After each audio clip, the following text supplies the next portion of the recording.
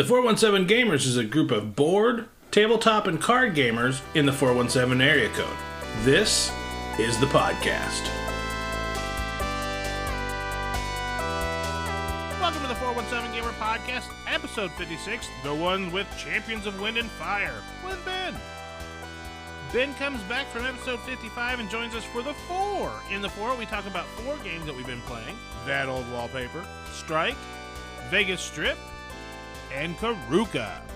In the one topic of the show, we review the pattern-building dragon training game Champions of Wind and Fire, published by iDventure Games. And in the 7, we look back at our top 7 games of 2024 and how much they got played in 2025.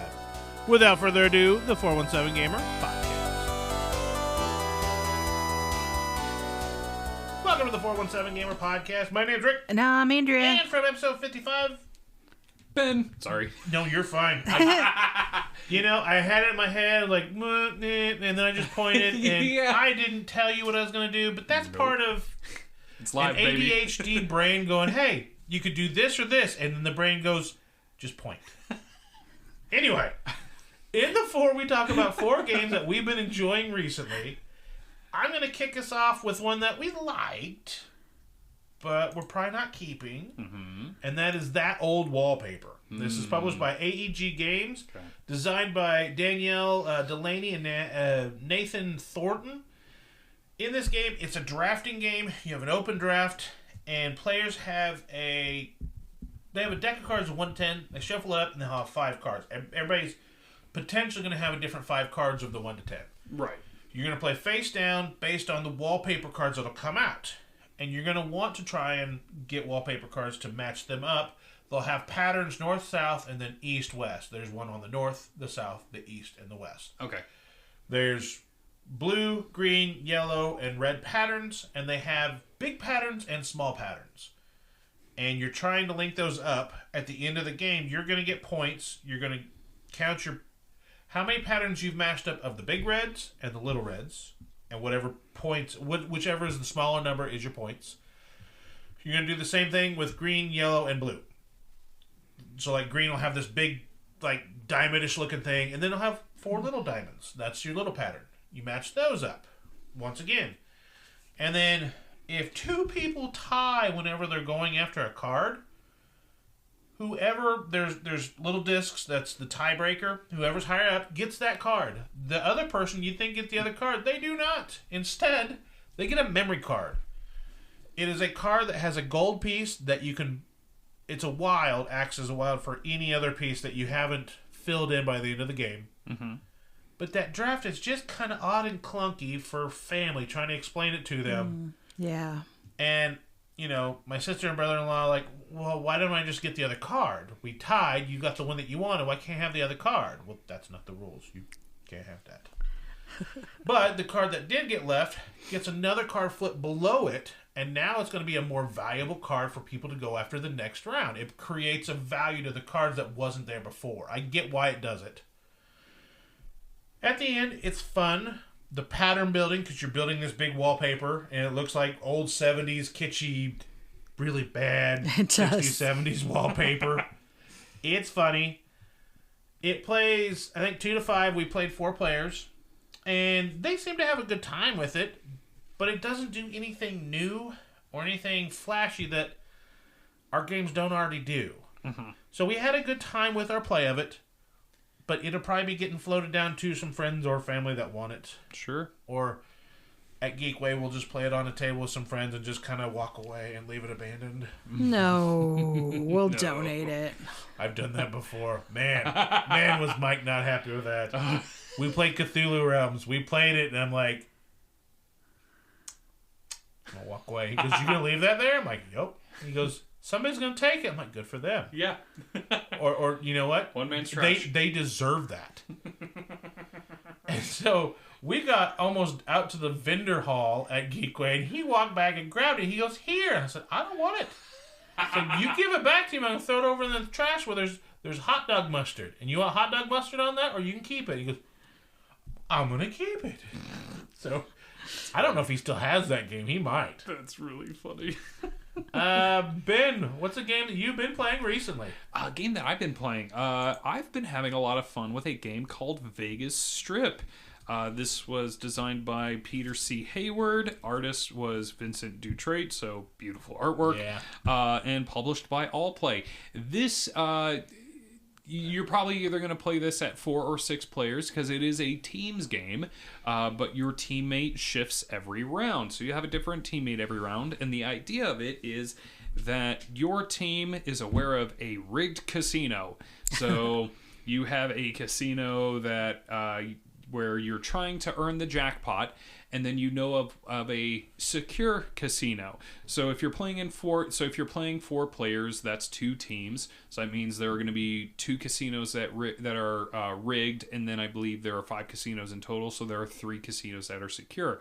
At the secure casinos, you're not trying to be first. You're trying to get below first place.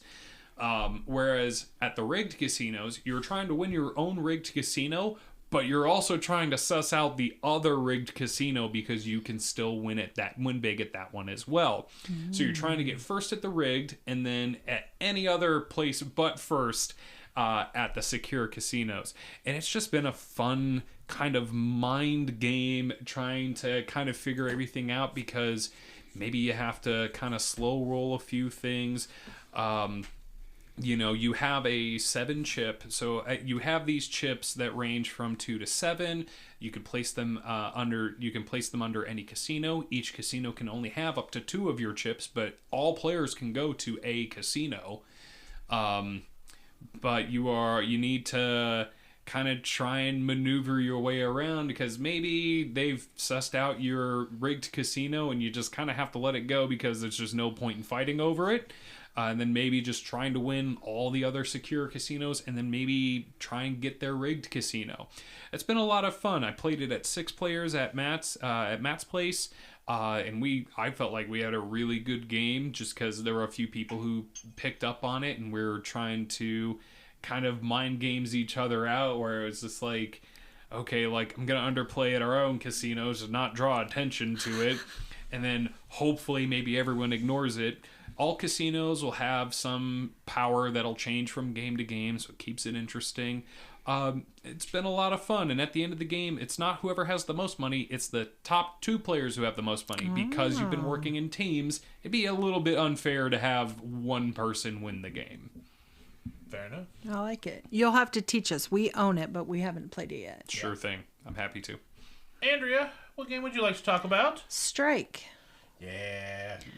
This is about as simple as a game can be. It is a dice arena where you roll your dice and you are trying to make sets and pairs.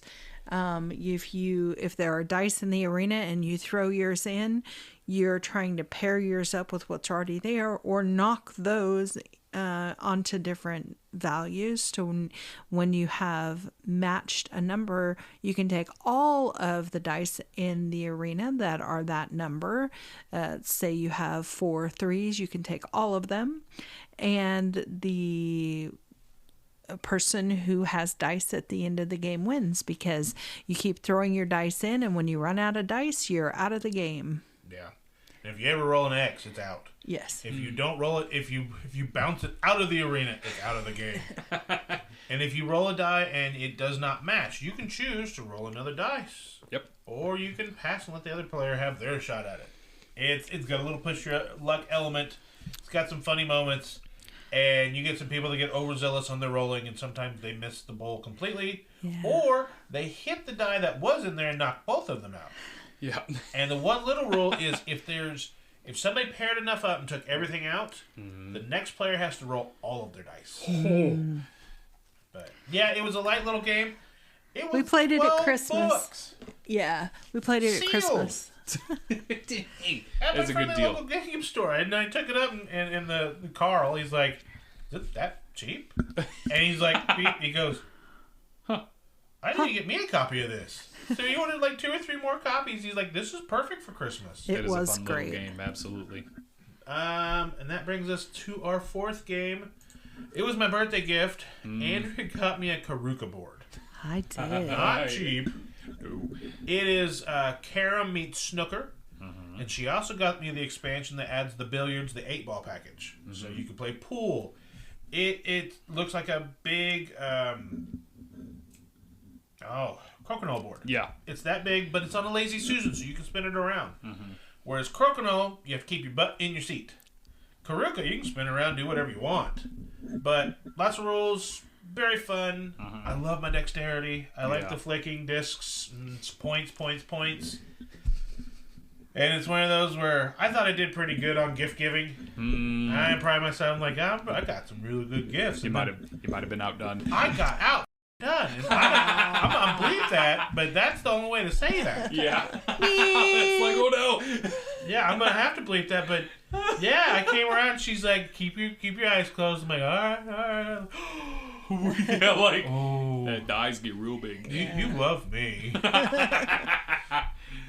That's awesome. Which sounds amazing, and I'm so glad you're happy. But now I have no idea what to get you next year. You have. I'm back to the gift giver. Like you literally have an entire year to figure that out as of recording. I don't know when this episode is out. But I usually tell her don't get me games because when there's a game I want, you already get it. Yeah. That's because I'm the one that's going to learn it. I'm going to be the one that's going to teach it in our house. Or hope that you or Ethan or somebody else picks it up also. Yeah, and then you can be like, oh, this is a terrible book. the last few DeVere rule books have not been the best. I get it. Yeah, Silk was, and Transgalactica looks gorgeous, but all I heard anybody say, I never heard anybody say anything good about the game because they either didn't get to it or the rule book was so bad it left a bad taste in their mouth that that was what they were talking about. Yeah, I can get through a game. Like I've managed to actually play Transgalactica twice. That's a testament to you and your perseverance. I'm sure I'm on the spectrum. That's why I can do it. Well, Ben, I'm going to ask you to hold off for a moment. Oh, okay, yeah. In the one, Andrea and I are going to review the Dragon Training Pattern Building Champions of Wind and Fire that she got for a Christmas gift. We liked it. We've played it a few times by the time we do this review, so we're going to review it. But I'm going to ask you to come back on the 7th, and we're going to talk about our favorite games from 2024. We'll see you on the flip side. Hey, guys. Metagames Unlimited is Southwest Missouri's friendly local game store of choice. Large play space, great board game selection, magic cards, Warhammer, paint, supplies, everything you could want for gaming. The 417 Gamers and we usually are out every Thursday night from 6 to close playing them games, teaching them up. Come out and play games with us. Also, check out some of the events that they run in town. Check their Facebook at mguinc.com or go over to the Facebook page, facebook.com/MetaGamesUnlimited, or on Instagram at meta_games_unlimited. Let's get on with the topic of the show. The One on the 417 Gamer podcast is our topic of the show, and we are reviewing the the I Cut, You Choose, drafting, pattern building, dragon training game, Champions of Wind and Fire, designed by Oleg Meleshin and published by iDventure Games. This was a Christmas gift. It was a wonderful gift. Oh, thanks. So in our reviews, we look at a board game on 5 criteria. Presentation, how it looks on the shelf, both at home and in a retail aspect. Also, once you set up the game, how pretty it is. Yes. Because you like when people come over and talk about your games.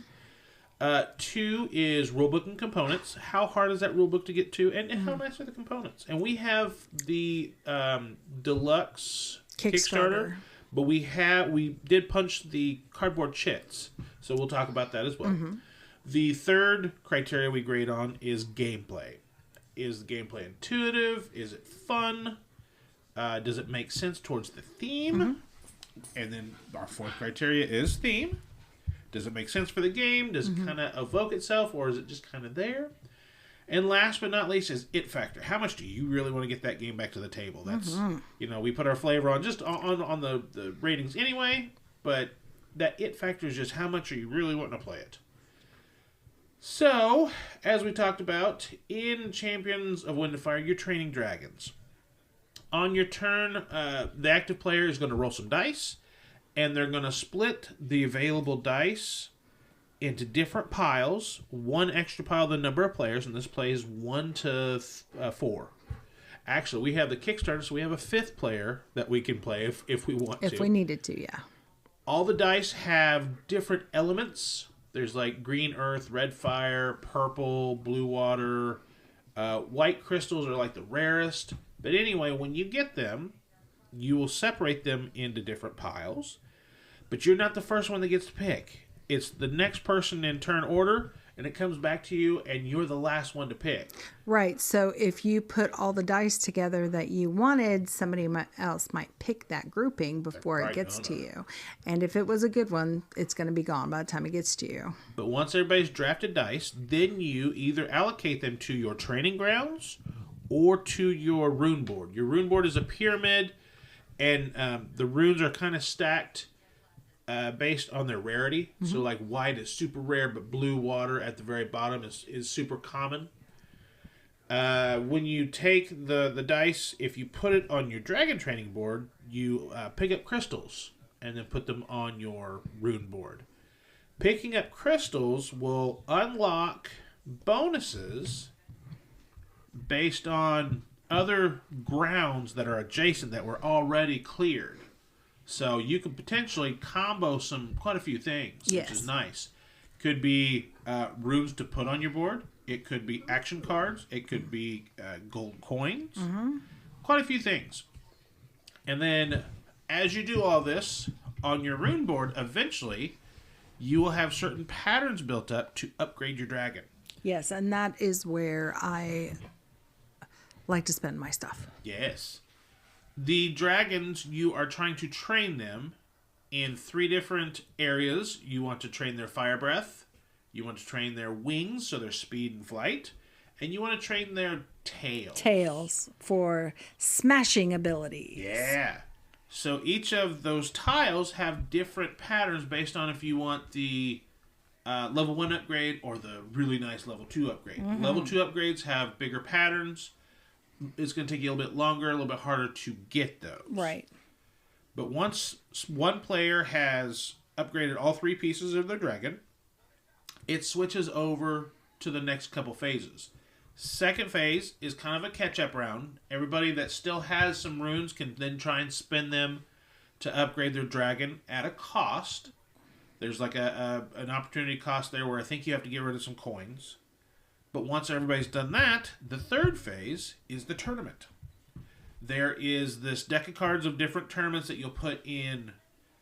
There's a couple public that everybody knows about, and then everybody will have a hand of a couple cards. And then you'll go around and depending on player count is how you will then decide how you go into these tournaments.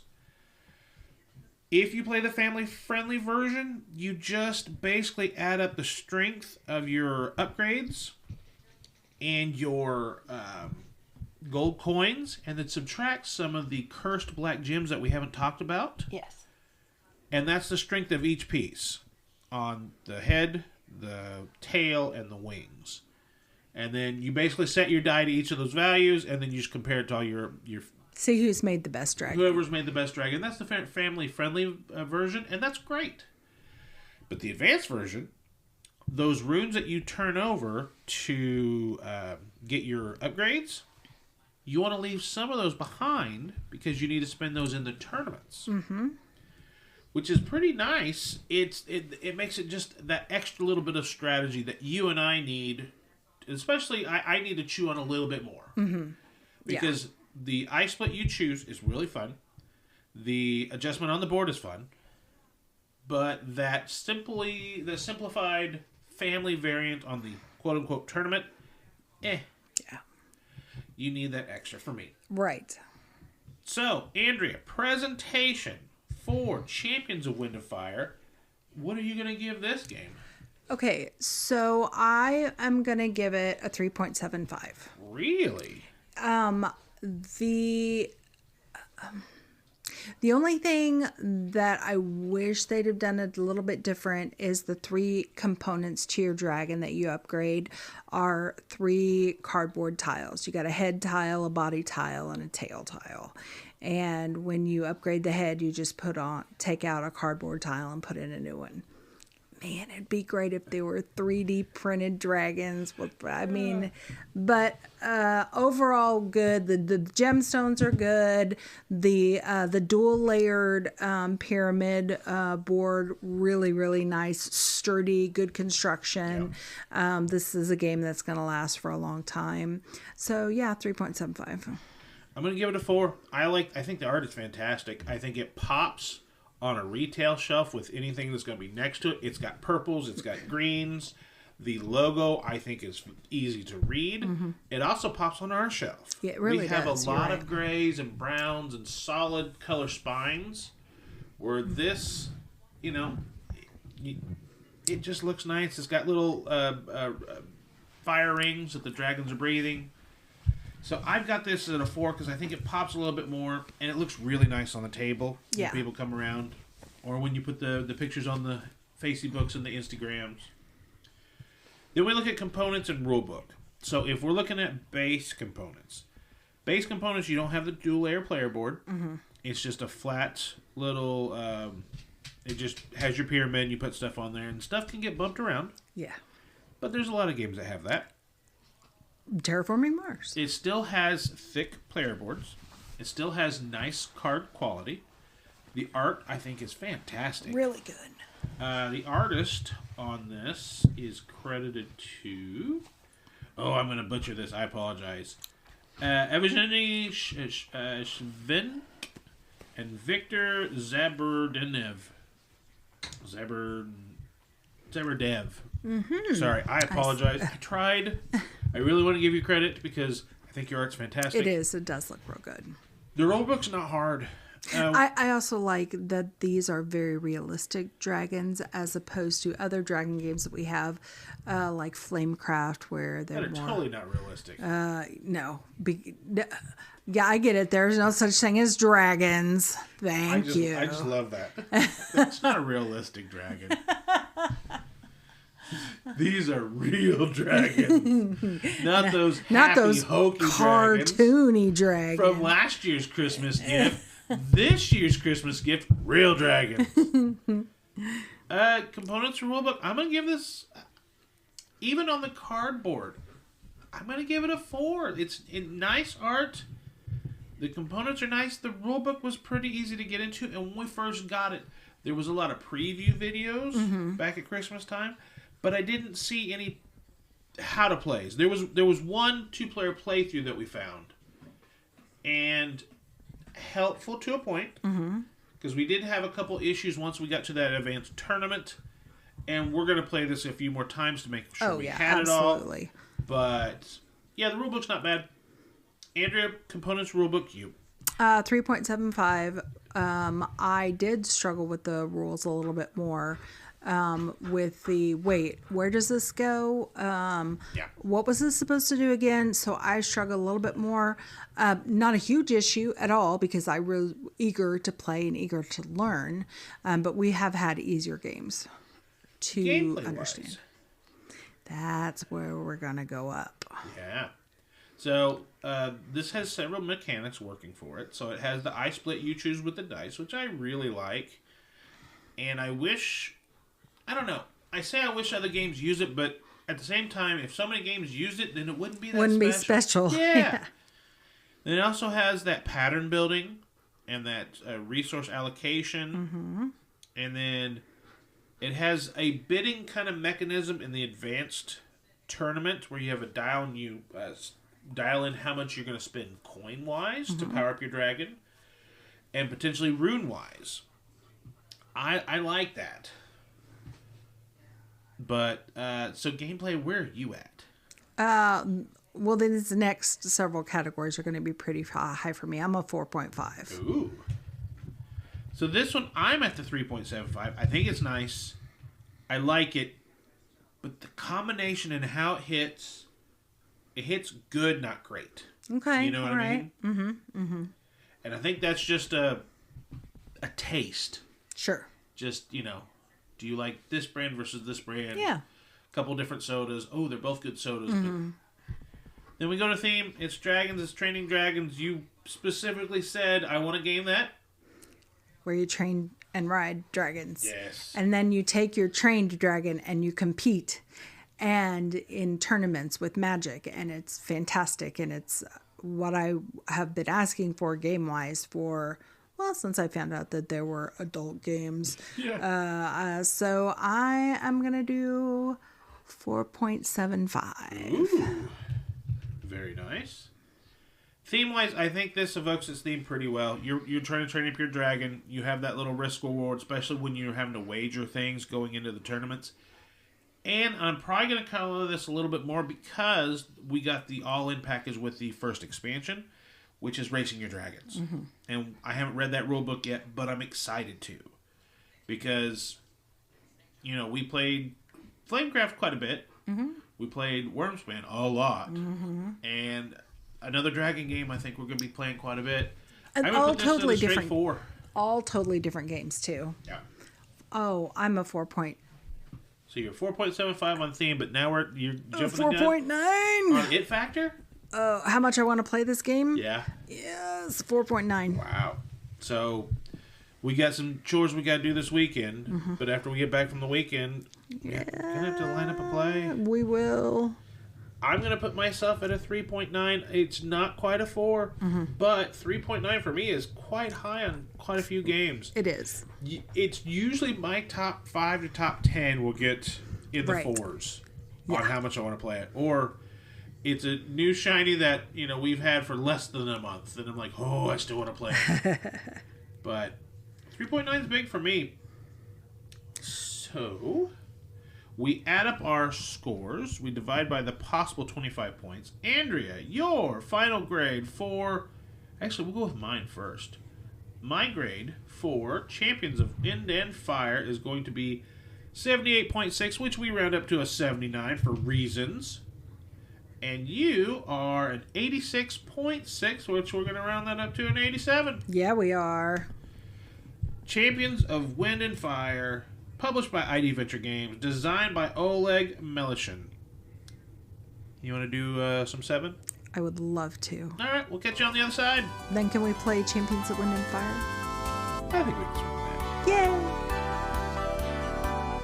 You're listening to the 417Gamer podcast, and there's multiple ways to follow us. You can follow us through the Libsyn website at hobbygamingnetwork.libsyn.com. Follow us on Spotify. Search Hobby Gaming Network or 417Gamer Podcast. Find us there. On YouTube, follow us with the 417Gamer channel. And, of course, if you'd like to direct any show notes and any comments to us, facebook.com/Hobby Gaming Network. Let's get back on with the 7. The 7 in the 417Gamer podcast is 7 of our favorites of It's the new year. We bring Ben on. We make him say some things. We say goodbye until another year. Yeah, back into the basement. But in 55, Ben came on. We talked about our favorite games from 25. A year ago, he did our favorite games for 24. So in this episode, in 56, we're going to look back at those games and did we really like those games that much? So we're going to look at the top 2024 7 games and how much did we actually play them. Yeah. So my number 7 was Paper App Dungeon, and I did not play it at all in 25. To be fair, I played 26 times in 2024, and I lost my copy, and I think I got pretty close to just ending the game, because I think it's either 25 or 30 plays until you get to the end of the dungeon. So it's a solo game, and then once you play it, it's done. You can go through another one, and maybe down the road I'll pick up another and start another one. Sure. But I don't feel like I had to play it again. I just knew that was the first solo game. I was like, oh my goodness, this has got my attention. So it felt like it had to make the list, but we'll discuss. Andrea, your number 7 is Star Trek Star Realms. It is. We played it 0 times in 2025. And that is not because I don't like it. It's just because we were overwhelmed with more new games, and we were trying to finish our 10 for 10 challenge, and it just never got to the table. No, and you helped me on my 8 score get it up to 30, which was 5 plays throughout the year, because I think I had to get up to 29 and then 30. Yeah. So she helped me she played regular Star Realms with me 5 times this year. Okay. So we played regular Star Realms, which from now we'll probably just start playing Star Trek Star Realms and start bringing that number up. There you go. Ben, your number 7 was Wormspan. My number 7 was Wormspan. Yes, I played it 5 times. I think this one kind of got a little more action this year because there was the expansion that dropped this last year. So with that expansion, I will say it added something to the game that I actually really liked. They added a pass board. So when you're done with your round and you pass, you actually get to pick... Have to, yes. Well, but what is it? You get to pick what resources you'll actually get to start with in the next round that you'll get. Right. Could be, you could just go 6 coins and no other resources, but every other spot is 5 coins and maybe like an egg or move up the Dragon Guild. There's a lot of flexibility in it. I think that was a very good innovation to the game, and especially since you go down to 5 coins, kind of brings the playtime back a little bit. Was never an issue for me, but I do kind of like that. Hey, I'm getting more resources for free, but I might just end up with 1 or 2 fewer actions throughout the game. But you get to focus more on what you were aiming to do instead of getting to the end of the game and having like unused actions where like literally if I do anything, it won't earn me points. Yeah, that's a sleepy kitty face. Oh my gosh, it's her bedtime. When the adults are up too late past your bedtime. My number 6 was Wormspan. And we put it on a 10 for 10 board, and this is one of the 10 for 10 hardcores that we did get done. We got 10 full plays. We did. And we even saved it when we got through, I think, September. We got our 8th play, and Andrew's like, the expansion's about to come. I don't want to play anymore. yeah. She's like, when the expansion comes, I at least want to play it twice. More if we can. Mm-hmm. We did, and we played through it. We had a good time. Yeah. Andrea's number 6 was River Valley Glassworks. How many times did I play River Valley Glassworks? 29 plays. Yeah, 29 times. I taught this to a lot of people. Yeah, awesome. We did a demo day at Moon City Con, and this was my game to teach. And we had, I think I taught 20 people because we would rotate through several different games. I had a lot of people come to the station. It's still a very solid game. Yeah. Beautiful game. Very enjoyable. And I could see myself playing it some more in 2026. It's really good. I got to get... I'll admit, I kind of scoffed at the game a little bit. And then I had a chance to get an all-in Kickstarter copy at AdventureCon because Allplay was there. I just finished selling a bunch of mine and Kaylin's games, so I had a little bit of pocket cash. And then Mark was there. He's like, $100, like technically $99. I just let him keep the $1. I'm not bringing $1 home. But I was like, I got it, played it. I think like a week or 2 later, and I was like, I am a fool for scoffing at this game. Oh no. It's good. It is really good. It's one of those games that maybe it should have made my list because we've played it so much. Yeah. And I haven't poo-pooed it at all. No. She wants to play, I'm like, sure. I just have to play with the little modules. I think that extends the life of the game. We haven't even played the modules because we're always teaching new players. Fair. Just like how you say, so many of your games, you're always playing the base. Right. Yeah, the bigger games, those are the ones that are harder, but I think River Valley Glassworks is a little... because you can pick an easier module to put in. That's fair. So...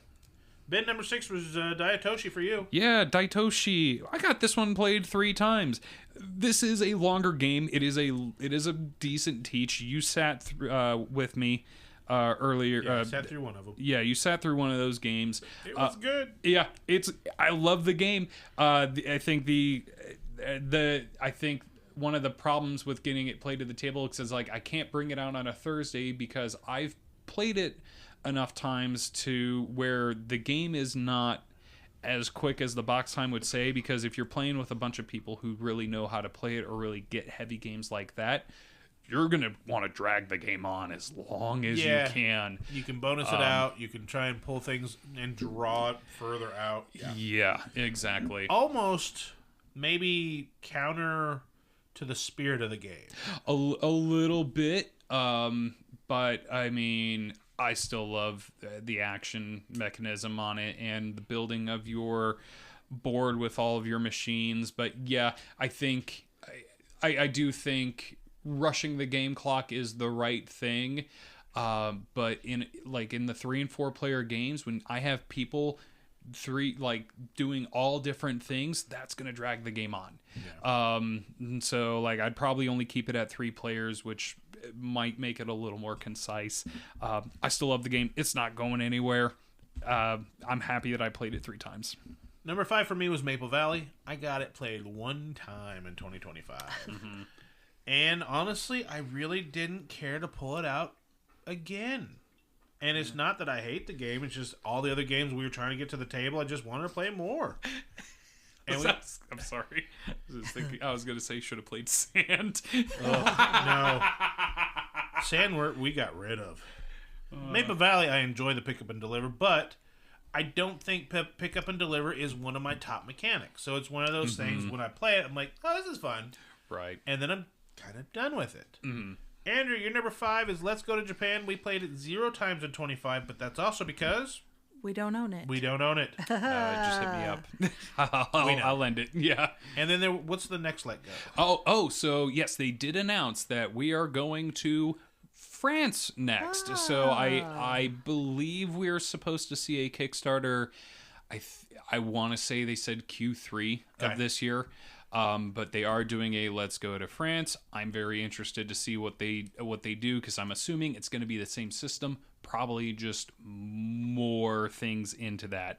Let's Go to Japan was a good base to that system. Absolutely. Yeah, it really was. Then your number 5 was Inventions, The Evolution of Ideas. This is the only one that I played 0 times last year. He hates it now.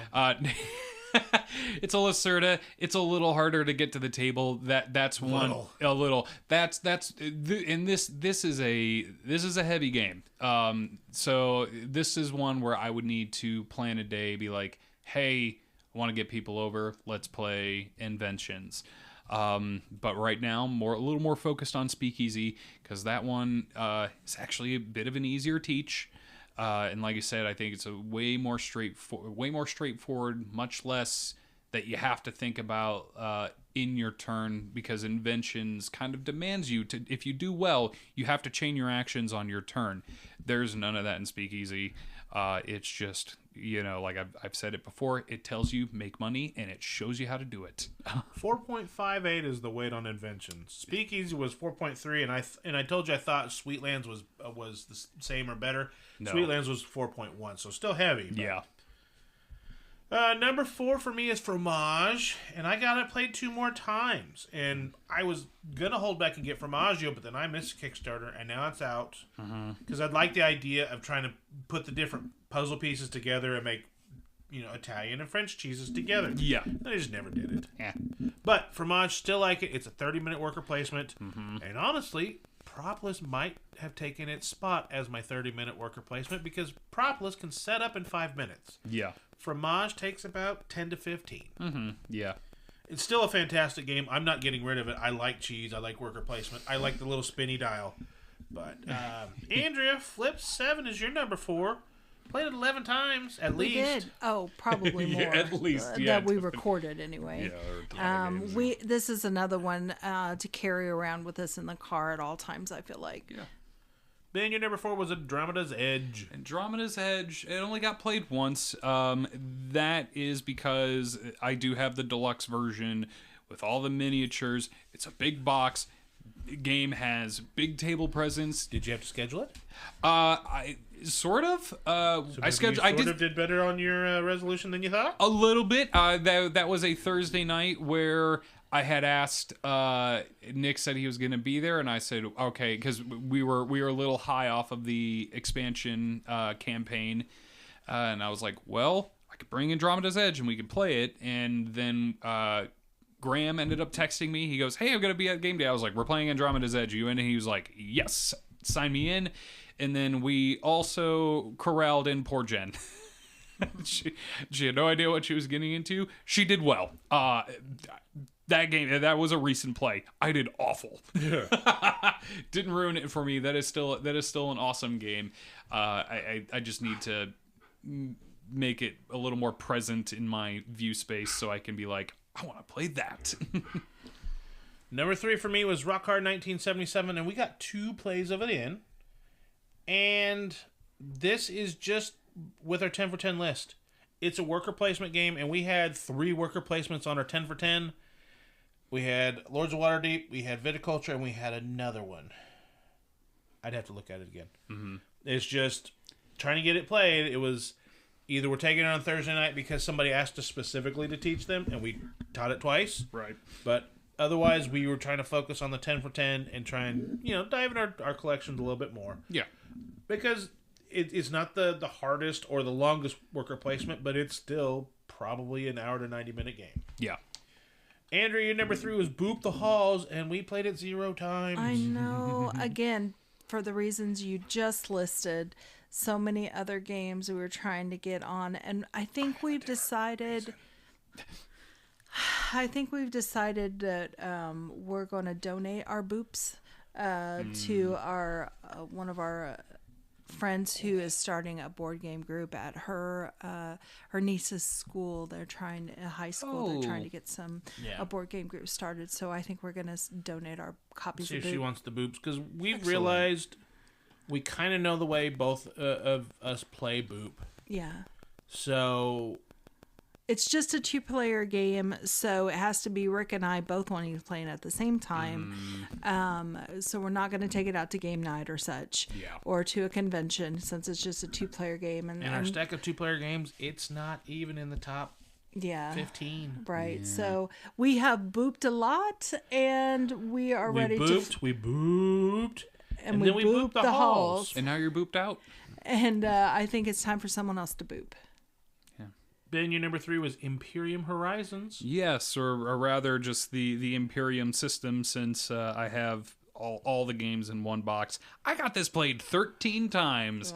Wow. We're going to get the reskin here when it comes back into print. I was going to ask if you were going to get Captain's Chair. We are. I knew you would latch onto that, and Captain's Chair is 2 players, 1 or 2 players, whereas Imperium can play up to 4.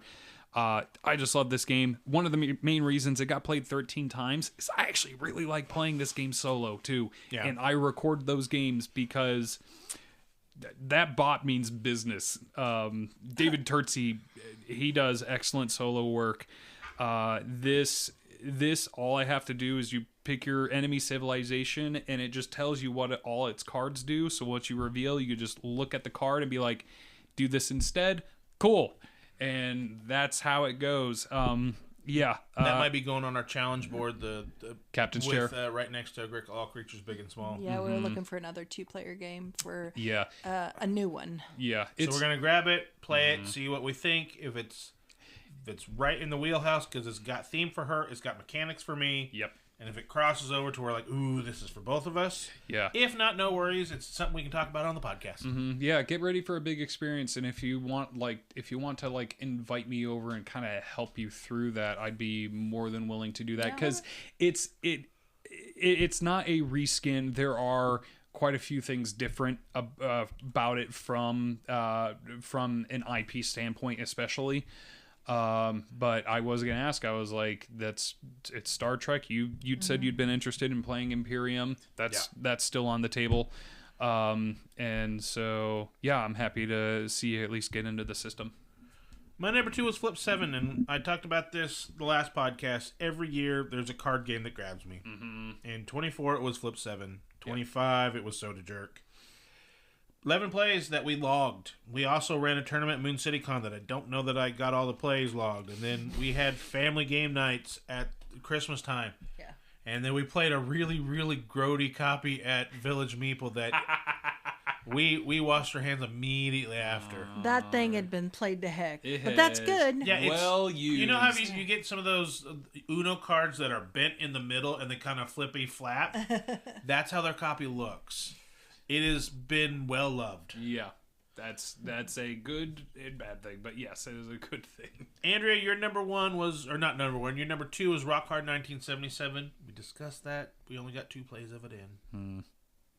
Ben, your number two was Civolution. Yes, in Civolution, I got played twice, which surprised me. I was certain it was only once. See, and that's the difference. Our Rock Hard 97, we only got it played twice. And your Civolution, I got it played twice. Yeah, like I'm excited about like yours is a happy 2. Ours is like, we wish we could have played more. Yeah. This one I actually got my roommate to play, which that's big. Yeah. Like that was a rough day for him. Kalen whooped our butts at that game. Or Kalen or Craig. Kalen had a really funny combo where he was like, quote unquote, killing his dudes and then reviving them. Yeah. And it literally every time he did that, he would just earn points. So literally the second half of the game was just him laying down his meeples and then standing them back up in his next turn. So it was just kind of funny where he was just farming points and just did nothing else the entire game. And he had an insane lead on us. But Civolution, it is just a physically big game. So like I know I can get it played on a Thursday night. That would just have to be with people who've played it before. So i.e. like Catherine, Brian, or any of those people kind of in that sphere. Otherwise it usually just kind of gets played at my place. But I wish I played it more, but hey, like you said, I was happy that it came up at 2. Yeah. My number one last year was Windmill Valley. I really like Windmill Valley. I don't think I love it as much as I did at the end. Now that we've played with the water wheel so many times, Yep. it's a cool little trick. But once you've done it enough, I've seen it. The actions on the board are kind of cool. The stuff you can unlock on your player board are really nice. Yeah. But it's not leaving our collection, but it's not, oh my goodness, I want to play that right now. All the people we've taught it to have really liked it. Yeah. And it's very pretty with the little tulips. And we got a whole bunch of promo cards to throw in there for the scoring, Yeah. Yeah, I remember. But yeah. now that I see it on the shelf, I would absolutely pull it off if somebody wanted to play it. Yeah, well, 5 plays of a game for us in a year is pretty good. Yeah, it is pretty good because that's 5 on top of the 3 or 4 that we had before the end of 24. Yeah. Yeah, and I So it's almost 10 plays total of a game, and there's a lot of games that barely see the 2 or as your New Year's resolution alludes Play to. them once and never sometimes see them once. again. Yep. Andrea, your number one was Wormspan. Wormspan. We played it 10 times. We did on our 10 for 10 challenge. Got that expansion in there. Played it a few more times. Ben, your number one was Arcs. Arcs, I have to put I'd put a slight caveat. It was scored 5 times, but it was technically played 7 times. This is because of the 3-game campaign where you technically do not score games 1 and 2. You do earn points in You games. still played them? You do, but I can't Just log them with no score. Yeah, I just didn't log them as a winner. Maybe that's what I should have done, but to me the end point is game 3, and that's what mattered most. And one thing I do, if I sat through the whole teach of a game, even though I didn't play, I still logged it because I sat there the whole time and ran people through. I wouldn't. I couldn't, would, especially if it's an hour-long game or plus. I couldn't. That's just me. Now, the Magical Athlete, where I taught the kids, that was 20 minutes. That wasn't nothing. Nah. Yeah. But if I'm going to sit there for 90 minutes of Moon Colony Bloodbath, that was one of my plays that I didn't count any points on, but I sat there from the beginning to the end. There were a couple of teaches where I just sat there, got them going. But there was one specifically where, bless their little hearts, those people. But after I was done, they're still like, what do I do now? I just flip the card. Do what it says. But what does that mean? I was like, Oh boy. Yeah, you had to handhold. But yeah, I did. And when we got it done, they're like, oh, I might want to get this game. I'm like, I don't know. I don't think you should. So that's how we did on our 24 games. Some we played quite a bit, some we played a little bit, some we didn't play at all. Mm-hmm. Honorable mentions, games that you played after we did the list that probably would have made your list. Mm-hmm. One for me, flat out, is Castle Combo. It had a print run, I want to say late summer, early fall, the Pandasaurus games. Mm-hmm. And then nobody could get it, and then all of a sudden it came into stock right at the middle of winter. I think you said to play it. Jen said to, or maybe Jen said No, to play it wasn't me. No. Jen said you need to play it. Somebody else said you need to play it. Mm-hmm. And then Metagames at that time was doing game nights at Finnegan's Wake. Yes. Yeah, at the start of the year. Yeah. And then we went out there. Matt Charlton had it, and Seth had it, and we played it. And I'm like, this is fantastic. Yeah. And that absolutely would have made my list. Yeah. And I think it probably would have made Andrea's list. Yeah, we played the heck out of it. Yeah. But Ben, what's one for you? One for me would have been Inventors of the South Tigris. I think this one kind of got overshadowed by Inventions because it was a very similar theme, even similar in the kind of group building aspect of the game. But what kind of ended up, I say, bringing it more to the forefront last year was an expansion came out that introduced asymmetric player powers, and that really revitalized the game for me. And I kind of wish I had played it more in 2024 because I think it would have absolutely deserved to be on that top 7. But that would have been a really hard top 7 because I think I'd be okay with Wormspan getting taken off the list for it. Yeah. But I would have felt bad. Wormspan's pretty good. Yeah, Wormspan is really good. So, but yeah, Inventors of the South Tigris. I hope to play it more this coming year. Those are all 23s. You can cut this out, right? Yep. Yeah, just edit it out. Those are all 25s. And I'm looking for 24s. Or you could just... So it starts at Boot the Halls. You won't leave it in. That'd be funny, though. Okay. And it goes all the way down until we get to Windmill Valley. But I don't think there's anything... Maybe Lord of the Rings, Battle for Middle Earth. That was the dual Seven Wonders reskin, but I Yeah. think we still like Seven Wonders better. No, I don't think I really have one. Yeah. Okay. You can just cut me out of that one. Okay. So, was there any games that you played after 24 that you liked better than what you considered the best of? Let us know in the go over to our Facebook page at facebook.com/Hobby Gaming Network, or if you're watching on the YouTubies, leave a comment below. Like, share, subscribe. Mm-hmm. But Ben, we'll see you next year. Yeah. Hopefully you'll give me more time out of the basement, not just on Thursdays. Yeah, we'll talk about that. Oh, okay. Can I at least get more food? No. No, but you might be visited by a big bearded man that might tell you you're a wizard or something. I don't know. Well, do you know what? I would not be upset about that. All right. Until next time, keep gaming in the 417. Goodbye. See ya.